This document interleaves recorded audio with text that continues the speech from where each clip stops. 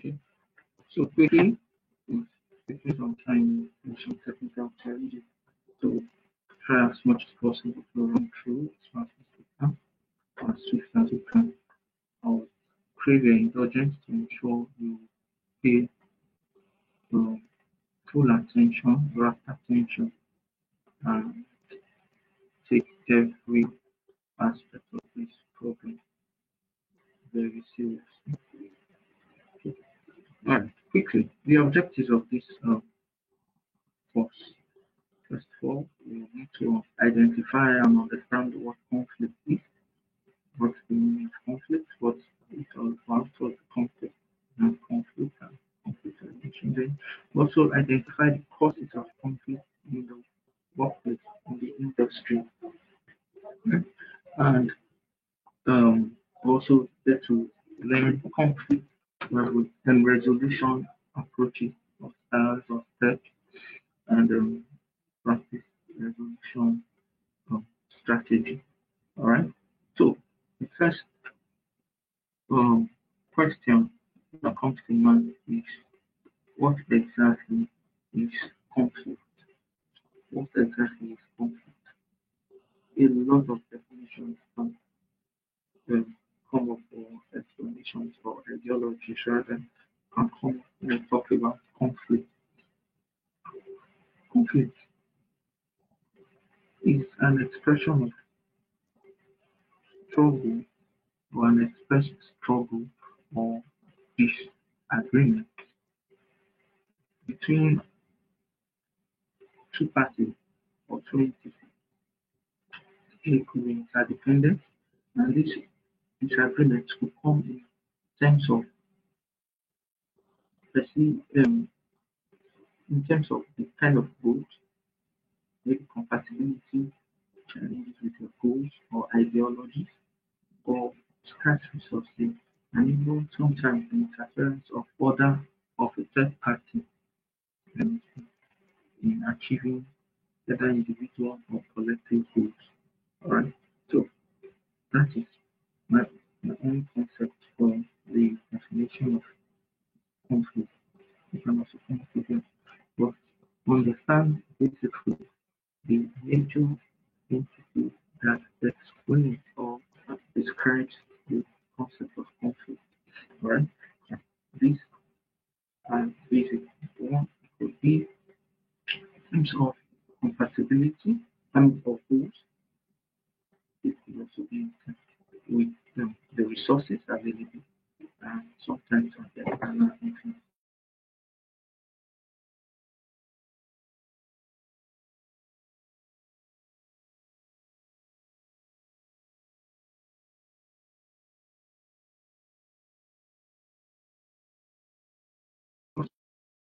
Conflict in the workplace.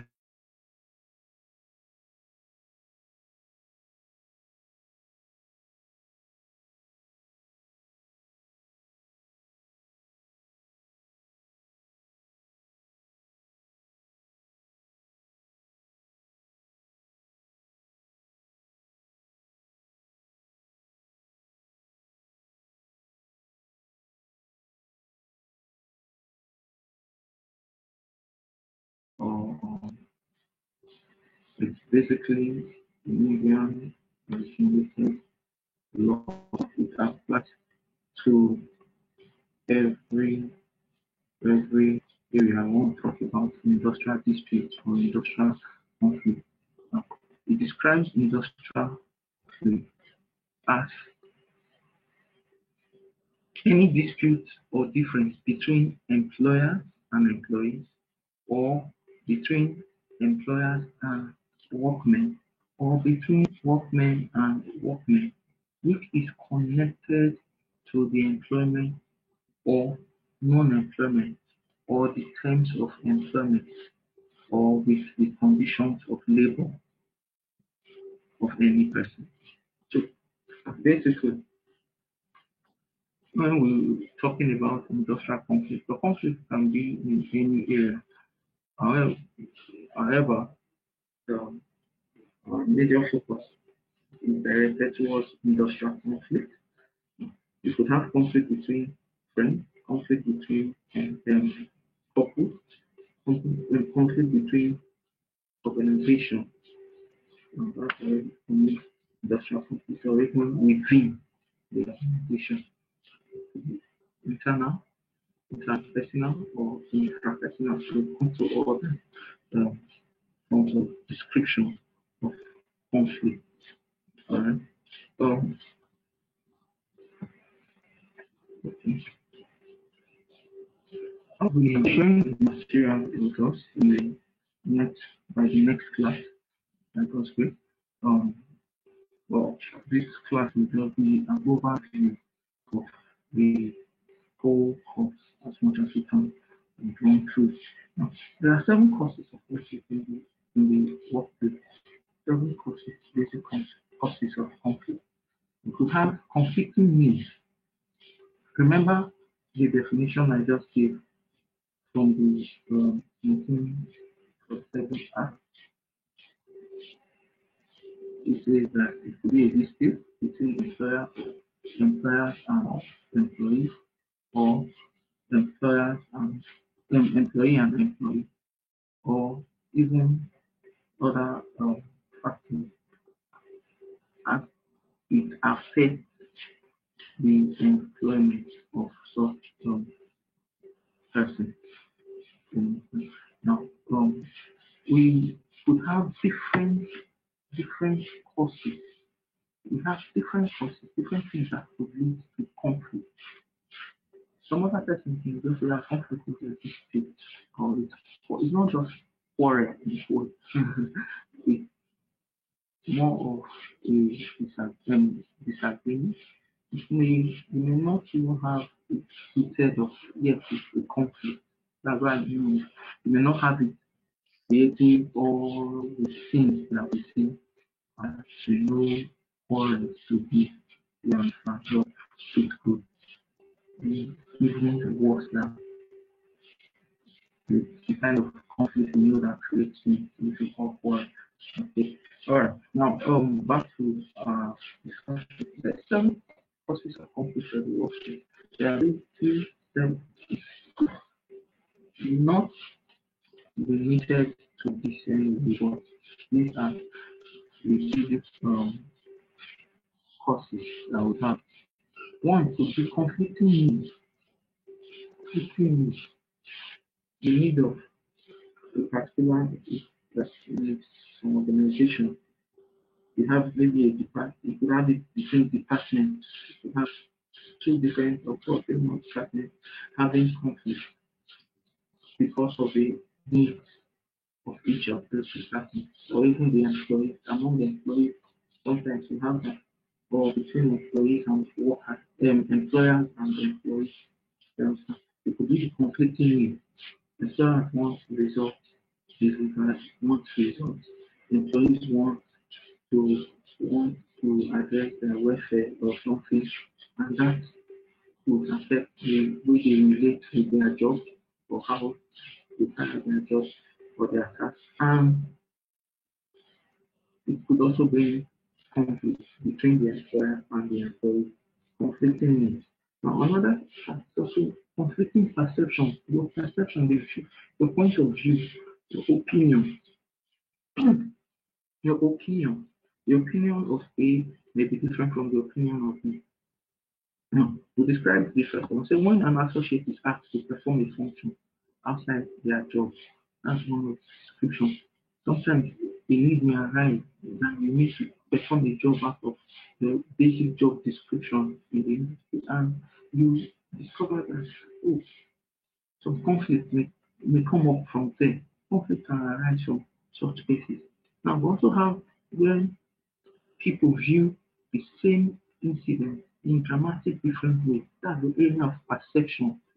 Your your point of view, your opinion, how you relate it. Now, generally, humans have very different orientations based on probably different backgrounds coming from, a different level of exposure, different experiences, different um, um, um, situations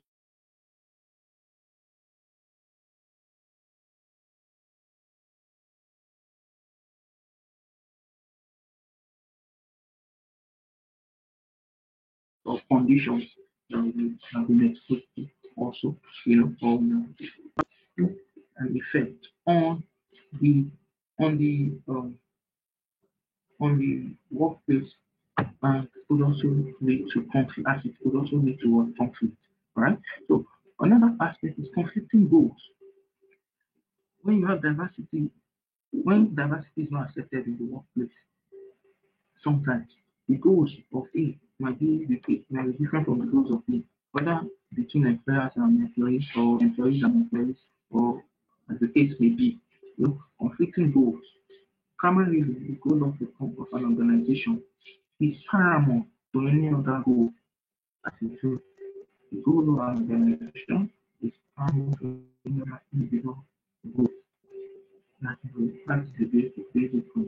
But sometimes we have some other goals conflicting, and that could really serious.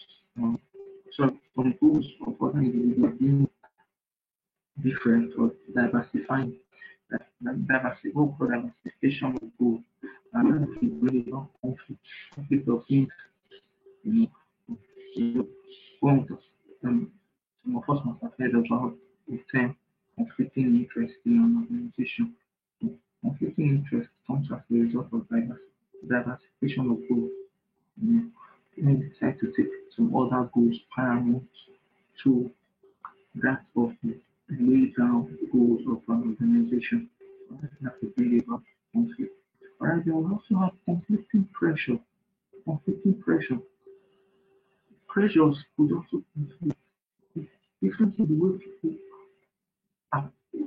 are, people approach individuals and issues. Yes, that could also bring about conflict. That brings about conflict to the organization or the industry or the workplace. Alright, they will have conflicting rules. Conflicting rules, different rules. They will also have conflicting personal values. The objectives that or the things A may value more may be different from what B may value. And as I said, this could be traced to different individual personality, character, exposure, experiences, environment, and what have you. All these can lead to a conflict in personal values. They also have conflicting styles or approach. Styles of approach.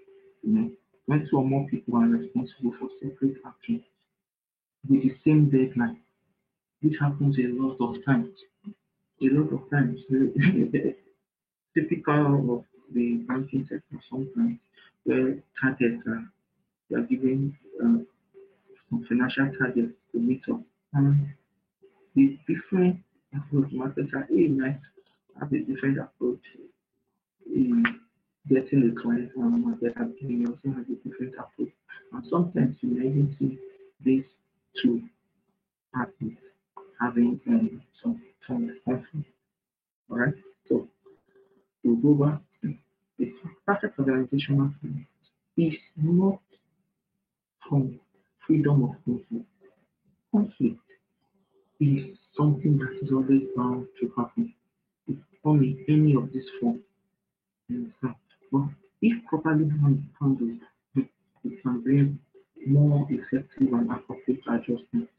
So it is necessary, sometimes in quotes necessary, that conflict exists in an organization because it will help eventually, when properly handled, um, to effectively and more appropriately make make decisions or adjustments that would further enhance the goals or objectives of such organization, of such industry. Right? We've had a lot of it. Even in the health industry right now, I'm sure a lot of us are conversant to the athletes um, all around the globe. We even had conflicts with between countries. US accusing China, China accusing US, and all that. But in the end, the, the aim is that this thing will be resolved. Whatever the source of the pandemic is, we'll fight it to combat it and, in quotes, ensure we flatten the curve that is already on the high line. So measures are taken. What kind of measures are being taken today? Are taken. What instead of fighting, why not start creating vaccine for this pandemic? Why not start creating vaccines? This is not the first time the world is experiencing this in the health sector. We've had that in some decades before now, and the world still was able to come out of it. Lessons must have been learned from that. The reason we're having, and a lot of things eventually pop up from such conflict or such situations that could lead to conflict. All right. If there was no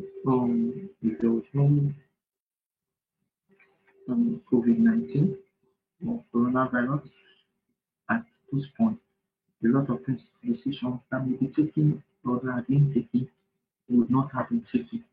So we look at proper ways to handle it. What are proper ways to handle the situation to avoid further conflict?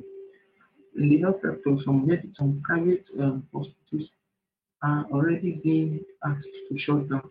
That could lead to conflict between the government and the private individuals that own some of those hospitals. But it is for a purpose. They have to cut down the the effect of being exposed to COVID-19. If such facilities or such locations have already gotten exposures, then further exposure of individuals from it must be prevented. Those are decisions that just need to come from a proper handling of conflict. Alright?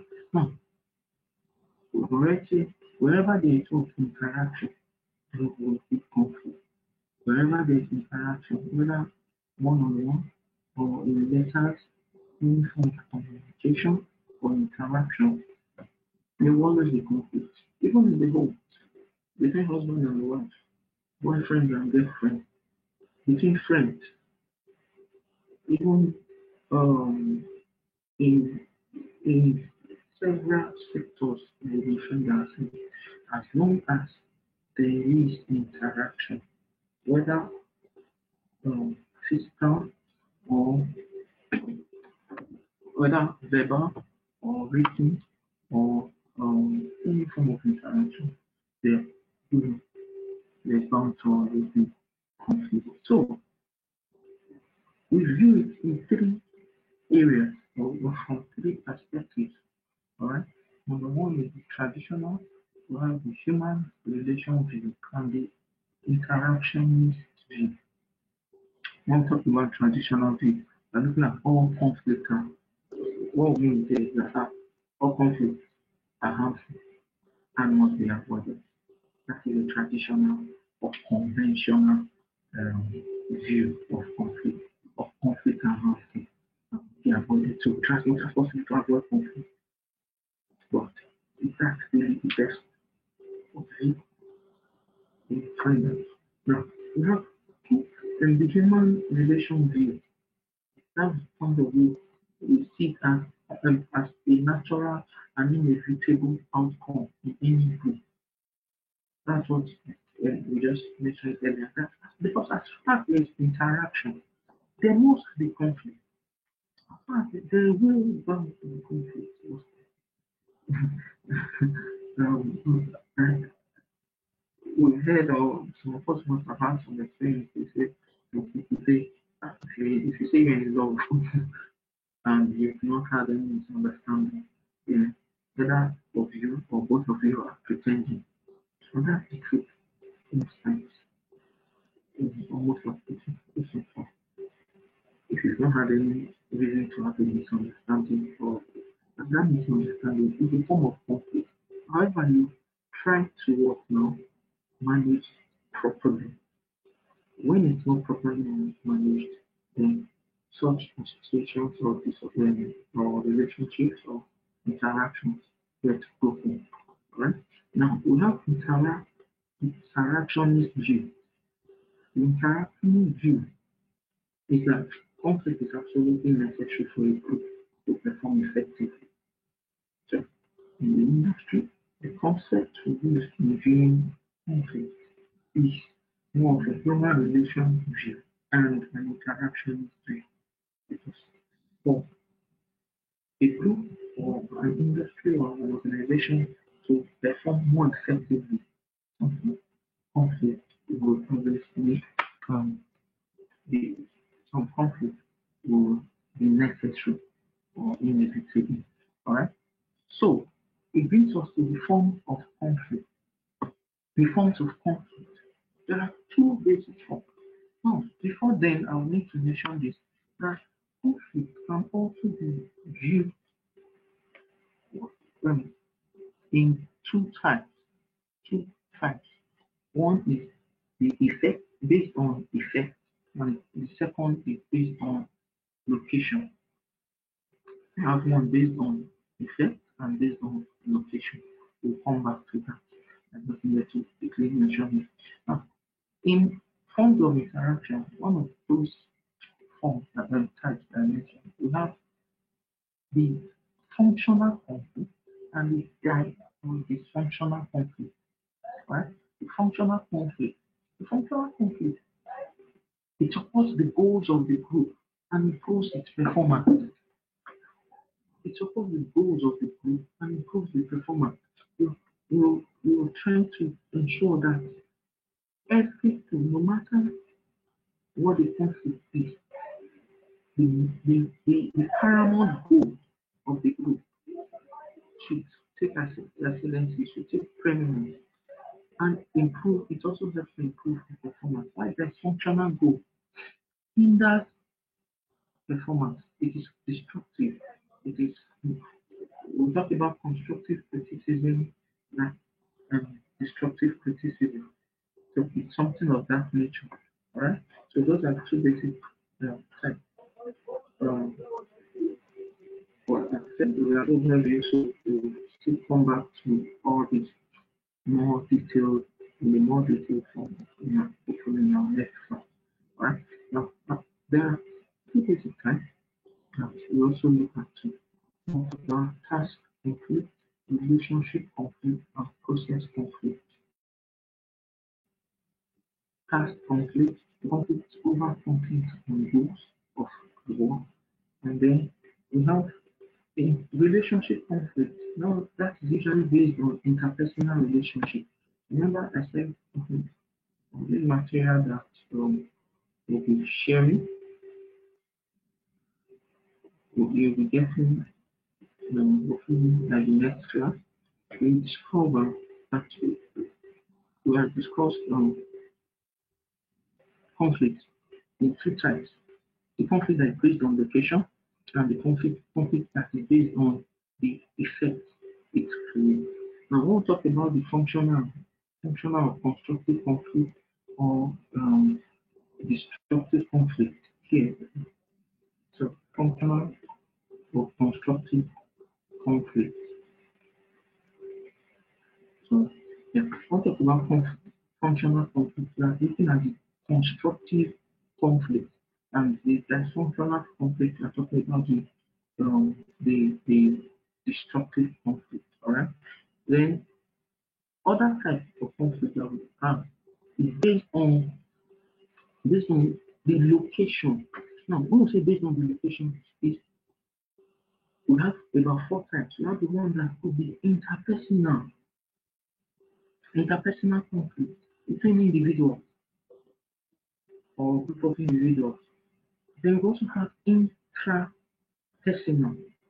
Intrapersonal, that's INTRA personal, right? That is between so within an individual, within yourself, you could be in conflict with yourself. You know that?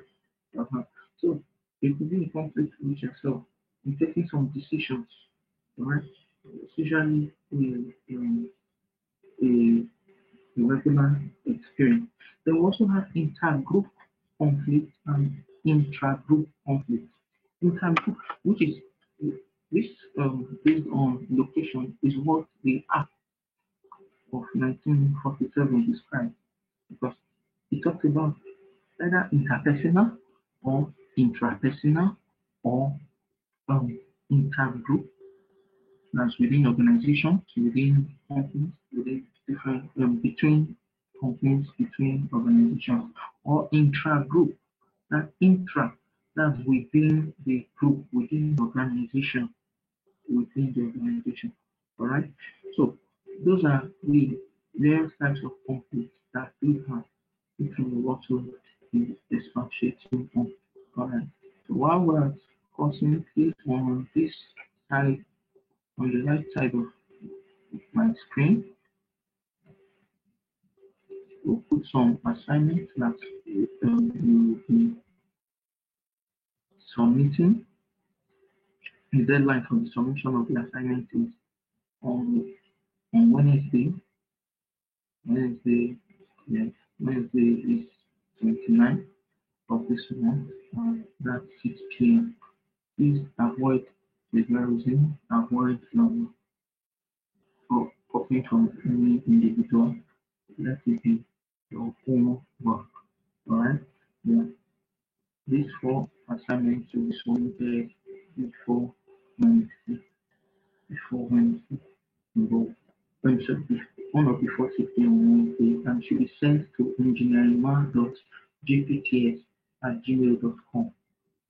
Use the subject HRON 601 assignment and put the name of your center and click in brackets. Alright, engineeringman.gpts@gmail.com. I believe you can see my screen. And you can take a screenshot of it. And I round up before I round off the class. The first question is, in your own words, explain the term conflict. Then discuss on the most common conflicts in the industry. The most common causes of conflict.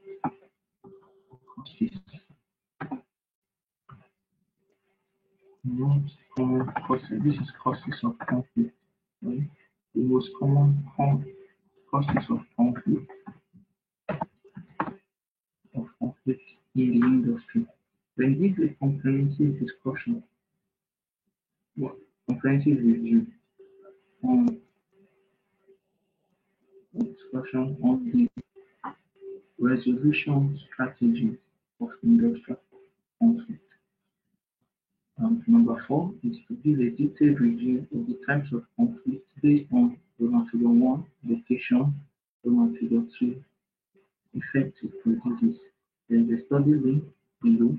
If you take a snapshot of that, you can go through it. Alright, I'll just continue quickly. That's how I'm saying. Let's try and round up.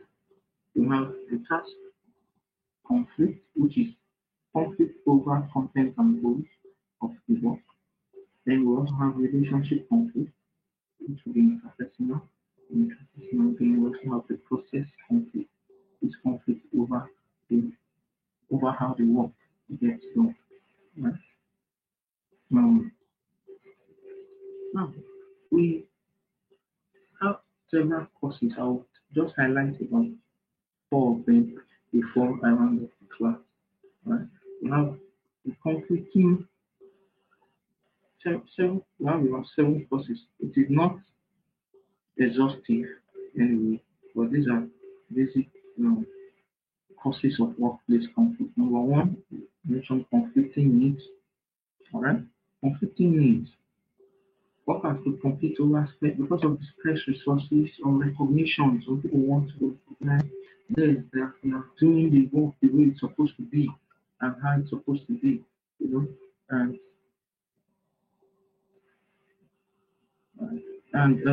while some it could be recognition and power in the companies taking order.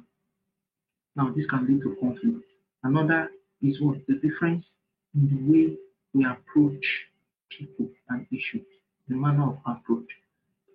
conflicting styles of approach, conflicting approach. That's what I'm saying. Now, number three